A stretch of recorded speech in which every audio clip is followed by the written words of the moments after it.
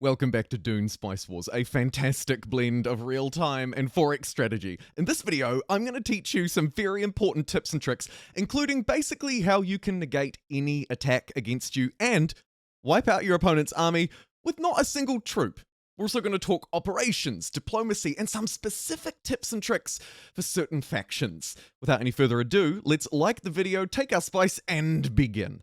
For starters, we're going to talk agents. It's important that you know this as set up for the rest of this video. Each of your agents can be placed infiltrating houses. This is very powerful because you receive +5 intel production, whereas when you infiltrate something like the Spacing Guild or Arrakis, you will only receive +1 intel. You'll get different benefits, of course, as you move through, but as far as intel generation goes, this is the fastest way to earn it. It's also important to note that as you infiltrate, you do get some diplomatic visibility over who you're fighting, including how much resources they have in stockpile, how much they're earning, and, crucially as well, the counselors that they've chosen. That way you can get a better feel for the kinds of bonuses that your opponents are bringing into the game, while also building up your intelligence. This isn't to say you should neglect Arrakis or research and keeping your relations up with the rebels, but do bear that in mind. That is the way you get intel to carry out these operations. Ghost Market is a great one for stealing spice, but we're going to talk about my favorite wombo combo I discovered yesterday to try and stop this sort of crap from happening. Harkonnen are coming in to take one of my villages. It's time to activate my ultimate trap card, Ceasefire Operation. Not mixed with Supply Drop, although it is useful to have one of those in your back pocket.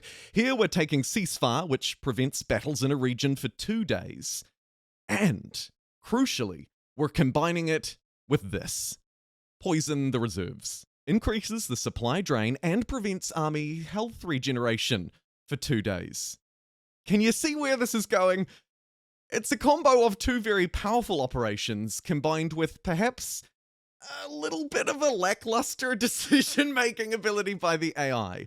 Here, Harkonnen have moved into my territory. As soon as they attack, signified by the fact that my militia have come out to stop them, I activate a ceasefire. Then I activate poison reserves immediately. The third part of this plan, and it is very important, is to jump back into your operations screen and queue up another poison reserves and ceasefire. These take around 2 days to earn and have a cooldown timer of around 2 days. Maybe you can see where this is going. What happens then is something magical. The AI, whether it stays this way or not in future, I don't know, but it definitely works all the time, regardless of who you're playing against right now, won't move. They will sit there and lose supply while being unable to fight you thanks to the ceasefire. Take a look here at how far their health has fallen. Because of that little orange bar, their supply bar has fallen to nothing. When units run out of supply, they start to lose health. Here you can see it playing out beautifully in practice. The poison reserves means that their supply is being drained and therefore their health is being drained. The ceasefire stops them from fighting me, protecting my militia or stopping my village from being taken. And because they're stuck there for 2 days and they just will not move, they eventually perish.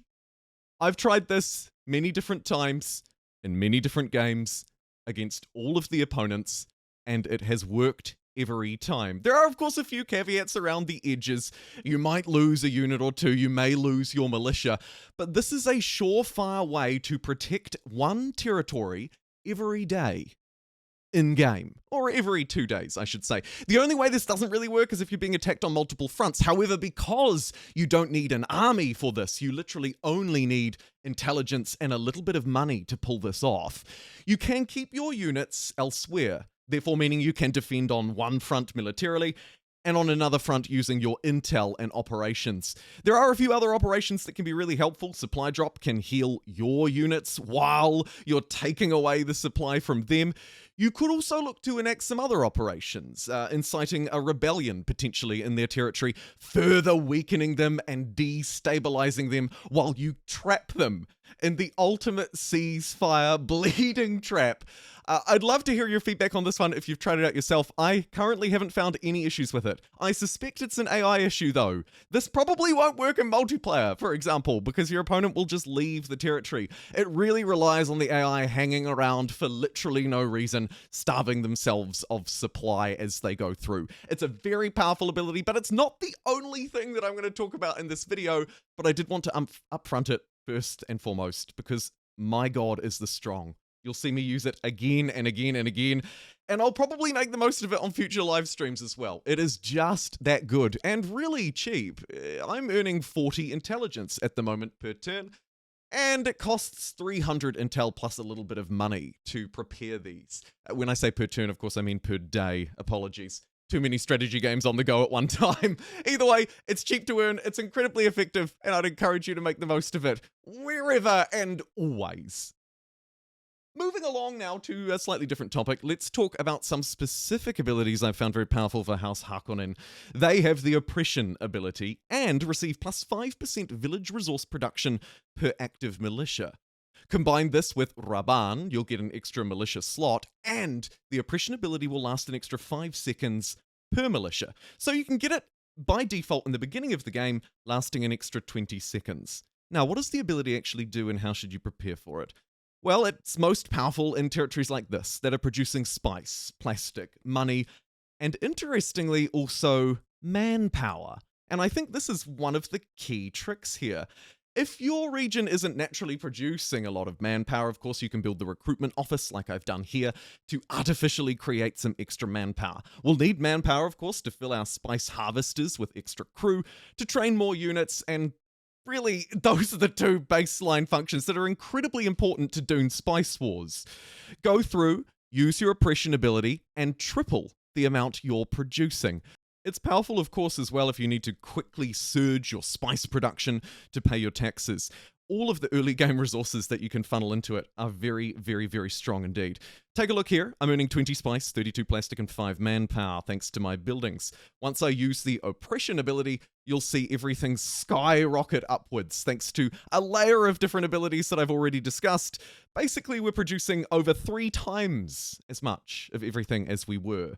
You can use this on as many of your villages as you like, so long as you have the manpower here. You can see it's costing me 30 manpower every time I want to use it. And that's why I think you want to build a lot of manpower producing buildings as Harkonnen. Scale this up and you can basically have it that you're running on the Oppression ability almost always. Then you can bleed into things like statecraft or knowledge and further snowball your game. It's incredibly strong so long as you have the manpower to back it up. You'll also be using it to build your troops, like I say, and do just a quick note here, take care with your gunner. It's also damaging your own units. Do bear that in mind. It's a tank, it's got lots of armor, you might want to send it in first, because if you have it firing at a target too close to your allies, they'll take hits in the process. So just take care as you go about exploring and expanding across the world. Next up, I want to talk home bases, something that's often ignored and something that most players should probably be moving on a lot faster. These improvements tend to cost around 1,500 money and 500 plastic, give or take a little bit. You can see the different costs playing out here. Their abilities and bonuses are very strong though. You should try and prioritize these as fast as you can in the early game. Which ones is up to you and the victory condition you're going for, but I would note that they get easier and easier and easier to build as the AI starts to stockpile resources it's not using.